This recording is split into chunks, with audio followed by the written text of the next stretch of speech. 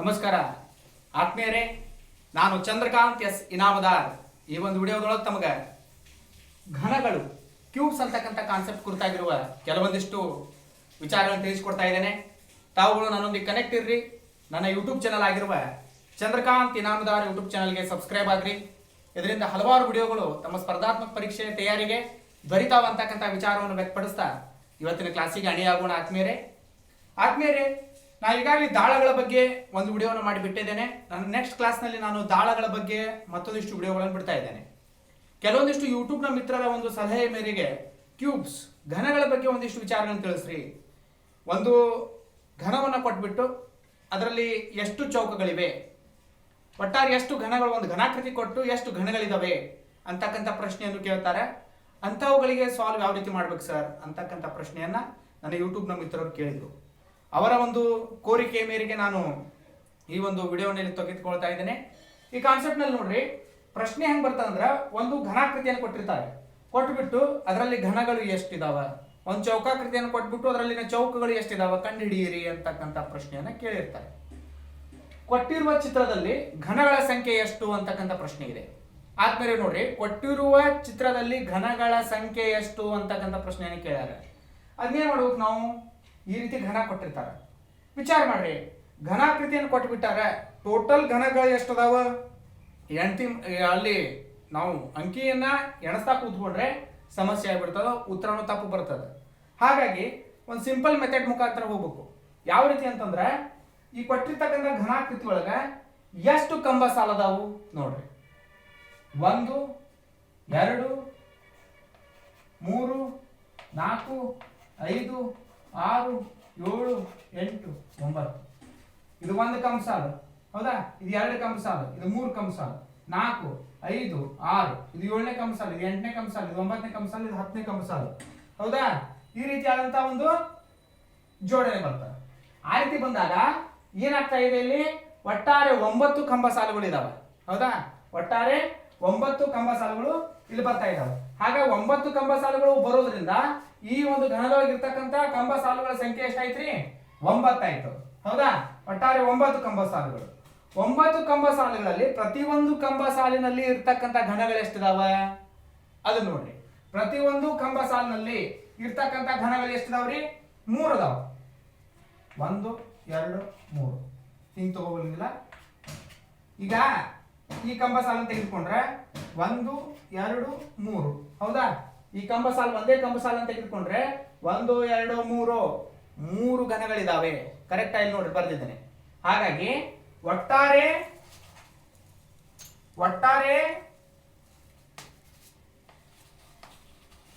ಕಂಬ ಸಾಲುಗಳು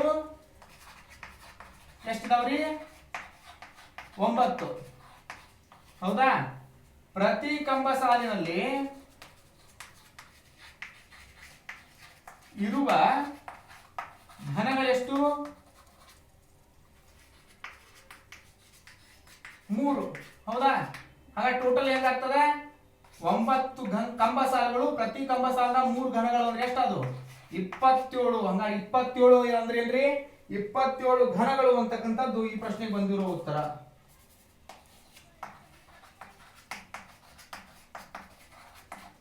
ನೋಡ್ರಿ, ಈ ರೀತಿ ಒಂದು ಬಾಕ್ಸ್ ಕೊಟ್ಟಿರ್ತಾರೆ, ಕೊಟ್ಟು ನಮಗೆ ಒಟ್ಟಾರೆ ಘನಗಳನ್ನು ಕಂಡುಹಿಡಿಯಿರಿ ಅಂತ ಹೇಳಿರ್ತಾರೆ. ಇಲ್ಲಿ ನಮ್ಗೆ ಗೊತ್ತಿರ್ತದೆ 3 ಘನಗಳು ಪ್ರತಿಯೊಂದು ಕಂಬ ಸಾಲಿನಲ್ಲಿವೆ. ಒಟ್ಟಾರೆ ಕಂಬ ಸಾಲುಗಳು 9 ಅದಾವ. ಅದರ 3 ಘನಗಳು ಪ್ರತಿಯೊಂದು ಕಂಬ ಸಾಲಿನಾಗ ಅದಾವ. 9 ಗುಂಟ್ಲೆ 3 ಮಾಡಿದಾಗ 27 ಅಂತಕ್ಕಂಥ ಉತ್ತರ ಬಂತು. 27 ಒಟ್ಟಾರೆ ಘನಗಳು ಈ ಒಂದು ಕೊಟ್ಟಿರ್ತಕ್ಕಂಥ ಘನಾಕೃತಿಯಲ್ಲಿ ಇವೆ ಅಂತ ಹೇಳಿ ತಾವು ಉತ್ತರಿಸಿದ್ರೆ ತಮಗೆ ಅಂಕಗಳು ಸ್ಪರ್ಧಾತ್ಮಕ ಪರೀಕ್ಷೆಗಳು ಬರ್ತವೆ. ಈ ರೀತಿಯಾದ ಪ್ರಶ್ನೆಗಳು ಬಹಳ ಕೇಳ್ತಾ ಇದ್ದಾರೆ ಆದ್ಮೇಲೆ.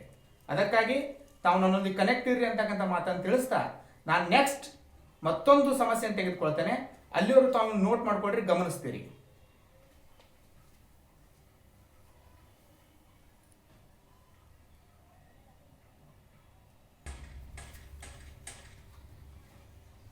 ಆದ್ಮೇಲೆ ಈ ಸಮಸ್ಯೆನ ನೋಡ್ರಿ. ಈ ರೀತಿಯಾದಂತ ಒಂದು ಆಕೃತಿಯನ್ನು ಕೊಟ್ಬಿಟ್ಟು ಏನ್ ಪ್ರಶ್ನೆ ಕೇಳ್ಯಾರ? ಕೊಟ್ಟಿರುವ ಆಕೃತಿಯಲ್ಲಿ ಘನಾಕೃತಿಗಳು ಎಷ್ಟು ಅಂತಕ್ಕಂಥ ಪ್ರಶ್ನೆಯನ್ನ ಕೇಳ್ಯಾರ. RRB ಮತ್ತು IFS ಪರೀಕ್ಷೆಯಲ್ಲಿ ಕೇಳಿರ್ತಕ್ಕಂಥ ಪ್ರಶ್ನೆ ಇದು. ಈ ರೀತಿ ಒಂದು ಘನಾಕೃತಿ ಕೊಟ್ಟು ಕೊಟ್ಟಿರುವ ಆಕೃತಿಯಲ್ಲಿ ಘನಾಕೃತಿಗಳು ಎಷ್ಟು ಇದಾವೆ ಅನ್ನೋದನ್ನ ಕಂಡುಹಿಡಿಯಿರಿ ಅಂತಕ್ಕಂಥ ಪ್ರಶ್ನೆಯನ್ನ ಕೇಳ್ಯಾರ. ಆದ್ಮೇಲೆ ನೋಡ್ರಿ, ಈ ರೀತಿಯಾದ ಘನಾಕೃತಿಯನ್ನು ಕೊಟ್ಟಾಗ ಒಟ್ಟಾರೆ ನಾವಿದ್ರಾಗ ಕಂಬ ಸಾಲುಗಳು ಎಷ್ಟಿದಾವ ಅನ್ನೋದನ್ನ ನೋಡ್ರಿ. ಕಂಬ ಸಾಲುಗಳು ಎಷ್ಟಿದಾವ? ಟೋಟಲಿ 3 ಕಂಬ ಸಾಲುಗಳಿದಾವ. ಹೌದಾ? ಟೋಟಲ್ 3 ಕಂಬ ಸಾಲು. ಟೋಟಲ್ ಕಂಬ ಸಾಲು ನೋಡ್ರಿ, ಒಂದನೇ ಕಂಬ ಸಾಲಿನಲ್ಲಿ ಎಷ್ಟು ಘನಾಕೃತಿಗಳಿದಾವ್ರಿ? ಒಂದನೇ ಕಂಬ ಸಾಲಿನಲ್ಲಿ 3 ಘನಾಕೃತಿಗಳಿದಾವ. ಒಂದು ಕಂಬ ಸಾಲಿನಲ್ಲಿ 3 ಘನಾಕೃತಿಗಳಿದಾವ.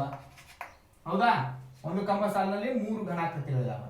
ಇನ್ನು ಮತ್ತೆ ಮುಂದೆ ಬಂದಾಗ 2 ಕಂಬ ಸಾಲಿನಲ್ಲಿ 2 ಘನಾಕೃತಿಗಳಿದಾವ. ಹೌದಾ? 2 ಕಂಬ ಸಾಲನ್ನು ತೆಗೆದುಕೊಂಡ್ರೆ ಅಲ್ಲಿ 2 ಘನಾಕೃತಿಗಳಿದಾವ. ಒಂದು ಕಂಬ ಸಾಲಿನಾಗ 3 ಅದಾವ, 1 2 3. 2 ಕಂಬ ಸಾಲಿನಾಗ ಇಲ್ಲಿ 2 ಇಲ್ಲಿ 2. ಹೌದಾ? 2 ಕಂಬ ಸಾಲಿನಲ್ಲಿ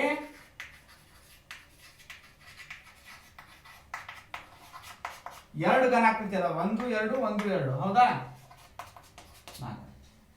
ಮೂರನೇ ಕಂಬ ಸಾಲು ತೆಗೆದುಕೊಂಡ್ರೆ ನೋಡ್ರಿ, ಇಲ್ಲಿ 2 ಇಲ್ಲಿ 2 ಹೋಗ್ಬಿಟ್ಟು ಇದು ಕಂಬ ಸಾಲು ಒಂದ ಉಳಿತು. ಮೂರನೇ ಕಂಬ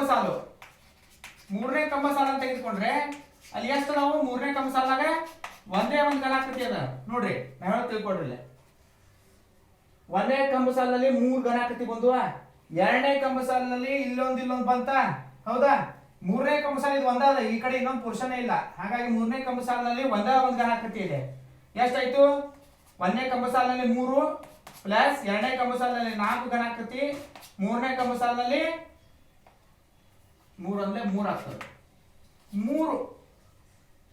3 ಏನ್ ಬಂತ್ರಿ? 3 ಘನಾಕೃತಿಗಳಿದಾವ. ಹಾಗಾಗಿ ಒಟ್ಟಾರೆ ಘನಾಕೃತಿಗಳು ಎಷ್ಟಾದವು? 4 3 7 7 3 10 ಘನಾಕೃತಿಗಳು ಅಂತಕ್ಕಂಥದ್ದು ಉತ್ತರ. ಆದ್ಮೇಲೆ ನೋಡ್ರಿ, ಈ ರೀತಿ ಘನಾಕೃತಿ ಕೊಟ್ಟು ಈ ಒಂದು ಆಕೃತಿ ಕೊಟ್ಟಿದ್ರೆ ಘನಾಕೃತಿಗಳನ್ನ ಕಂಡುಹಿಡಿಯಿರಿ ಅಂತಾರೆ. ಏನಾಗಿದೆ? ಒಂದನೇ ಕಂಬ ಸಾಲು ಒಟ್ಟಾರೆ 3 ಕಂಬ ಸಾಲು ಅದಾವ ನೋಡ್ರಿ. 1 ಸಾಲು 2 3. ಹೌದಾ? ಒಂದು ಕಂಬ ಸಾಲಿನಲ್ಲಿ 2 ಅದಾವ. ಒಂದನೇ ಕಂಬ ಸಾಲಿನಲ್ಲಿ ದೊಡ್ಡ ಸಾಲಿನಲ್ಲಿ 3 ಘನಾಕೃತಿಗಳಿದಾವ. ಹೌದಾ? 1 2 3 ಹಾಕಿದೆ. 2 ಕಂಬ ಸಾಲಿನೊಳಗೆ 2 ಅದಾವ. ಹೌದಾ? ಇದು ಕೊನೆ ಒಂದು ಕಂಬ ಸಾಲಿನಲ್ಲಿ ಒಂದೇ ಒಂದು ಘನಾಕೃತಿ ಇದೆ. ಹೌದಾ? ಹಾಗಾಗಿ ಒಂದನೇ ಕಂಬ ಸಾಲಿನಲ್ಲಿ 3 ಇದ್ದು ಅದಕ್ಕೆ 1 × 3 ಹಾಕಿದ್ದೇನೆ. 2 ಕಂಬ ಸಾಲಿನಲ್ಲಿ 2 ಅದಾವ, ಹಾಗಾಗಿ 2 × 2 ಹಾಕಿನಿ. ಮೂರನೇ ಕಂಬ ಸಾಲಿನಲ್ಲಿ ಒಂದೇ ಒಂದು ಘನಾಕೃತಿ ಅದ, ಹಾಗಾಗಿ 3 1 2 3 ಅಂದ್ರ 3 ಘನಾಕೃತಿ. ಮೂರನೇ ಕಂಬ ಸಾಲಿನಲ್ಲಿ ಒಂದೇ ಒಂದು ಘನಾಕೃತಿ ಇರೋದ್ರಿಂದ 3 × 1 ಅಂತ ಹಾಕಿದ್ದೇನೆ. ಹಾಗಾಗಿ 3 ಅಂತಕ್ಕಂಥ ಉತ್ತರ ಬಂತು. 1 × 3 ಮಾಡಿದೆ 3 ಬಂತು. 2 × 2 ಮಾಡಿದೆ 4 ಬಂತು. 3 × 1 ಮಾಡಿದೆ 3 ಬಂತು. ಟೋಟಲ್ ಆಗಿ ಎಷ್ಟು ಬಂತು? 3 + 4 + 3 ಮಾಡಿದಾಗ 10 ಅಂತಕ್ಕಂಥ ಉತ್ತರ ಬಂತು. 10 ಘನಾಕೃತಿಗಳು ಒಟ್ಟಾರೆಯಾಗಿ ಈ ಒಂದು ಆಕೃತಿಯಲ್ಲಿ ಇವೆ ಅಂತಕ್ಕಂಥದ್ದು ನಮ್ಮ ಪ್ರಶ್ನೆಗೆ ಉತ್ತರವಾಗಿದೆ. ಆದ್ಮೇಲೆ ಇದು ಘನಗಳು ಅಂತಕ್ಕಂಥ ಕಾನ್ಸೆಪ್ಟ್ನ ಮೊದಲನೇ ಒಂದು ವಿಧದ ಸಮಸ್ಯೆ. ನನ್ನ ನೆಕ್ಸ್ಟ್ ವಿಡಿಯೋದಲ್ಲಿ ನಾನು ಘನ ಅಂತಕ್ಕಂಥ ಕಾನ್ಸೆಪ್ಟ್ನ 2 3ನೇ ವಿಧದ ವಿಡಿಯೋಗಳನ್ನು ಬಿಡ್ತಾ ಹೋಗ್ತಾ ಇದ್ದೇನೆ. ನಂತರ ದಾಳದ ವಿಧಗಳನ್ನು ಬಿಡ್ತಾ ಹೋಗ್ತೇನೆ ಮತ್ತು ಕ್ಯಾಲೆಂಡರ್ ವಿಧಗಳನ್ನು ಬಿಡ್ತಾ ಹೋಗ್ತಾ ಇರ್ತೇನೆ. ಅದಕ್ಕಾಗಿ ತಮ್ಮೆಲ್ಲರ ಪ್ರೋತ್ಸಾಹ ನನಗೆ ಅತ್ಯಗತ್ಯ. ತಾವುಗಳು ನನ್ನೊಂದಿಗೆ ಕನೆಕ್ಟ್ ಇರ್ರಿ. ನನ್ನ ಯೂಟ್ಯೂಬ್ ಚಾನಲ್ ಆಗಿರುವ ಚಂದ್ರಕಾಂತ್ ಇನಾಮದಾರ್ ಯೂಟ್ಯೂಬ್ ಚಾನಲ್ಗೆ ಸಬ್ಸ್ಕ್ರೈಬ್ ಆಗ್ರಿ. ಇದರಿಂದ ಹಲವಾರು ವಿಡಿಯೋಗಳು ತಮ್ಮ ಸ್ಪರ್ಧಾತ್ಮಕ ಪರೀಕ್ಷೆಯ ತಯಾರಿಗೆ ದೊರೆತವ ಅಂತಕ್ಕಂಥ ವಿಚಾರವನ್ನು ವ್ಯಕ್ತಪಡಿಸ್ತಾ ಈ ಒಂದು ವಿಡಿಯೋನಲ್ಲಿ ಮುಗಿಸ್ತಾ ಇದ್ದೇನೆ. ವಿಡಿಯೋವನ್ನು ನೋಡಿದ್ದಕ್ಕಾಗಿ ಧನ್ಯವಾದಗಳು. ನಮಸ್ಕಾರ.